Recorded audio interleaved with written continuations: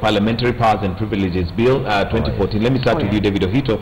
And to quote Aidan Kane, he says, having reflected on the various memoranda, including the one from Kenya Parliamentary Journalists Association, I decided to look at the issues, and this is the withdrawal of Clause 24 that requires journalists to seek parliamentary approval before publishing or broadcasting parliamentary proceedings, and Clause 34, which introduces offences of defamation, scandalous libel, and was going to charge, to have journalists charge a very heavy fine if this should happen. Your comments, Clay, in regards to, due to pressure from the media, he's actually decided to look at it and possibly withdraw. Yeah, you see, some of those, actually, and I've always said this, that we probably made ourselves a little bit vulnerable, or maybe open to attack.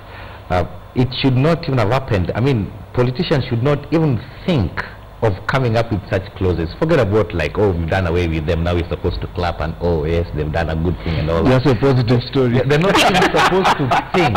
Yeah, they're not even supposed to think of coming up with such kind of repressive sections of a bill.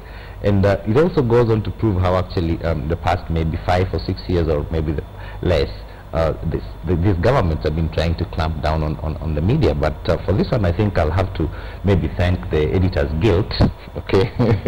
Which is not a big fan of. Yeah, at least this time they probably made enough noises and something came out of it, you see. Okay. At least they didn't have to take to the streets, yeah. So I think the Parliamentary Journalists Association and probably the other media entities or media bodies, they probably did a good job to make sure that these things were removed. But in the first place, they should not have given up there. Yeah, but if I may, I think, I mean, it's true that, I mean, I suppose media can pat themselves on the back that at least the clause that affects them has been removed. But it is still a pretty bad bill, you know.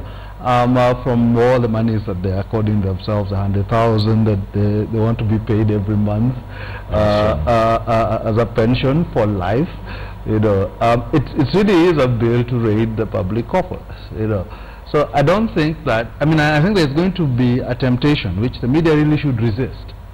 You know, to say that since now, that's what I'm talking about. They should not even have thought about it so that we can say like, oh, they've done a good thing. No, yeah, so I don't think so. I think we should keep the bill remains a pretty bad one, you know, and I think we need to keep up pressure on them to get the whole thing withdrawn. Okay, Ohito, closing comments.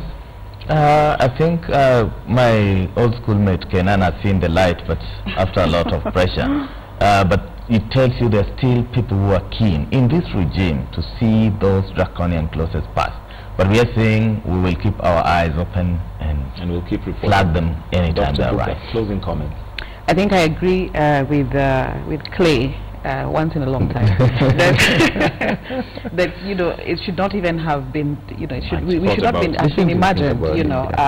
And the challenge for us then as media is, even as we celebrate, or you know, that they are now being removed, is to look at the whole bill in totality, because there could be a tendency to forget and say, you know, whatever touches on us has now been expunged, and so we will forget about the rest. So, you know, combing it and bringing some of those things to bear, I think that's the next step. All right, thank you very much. We'll have to wind it up right there.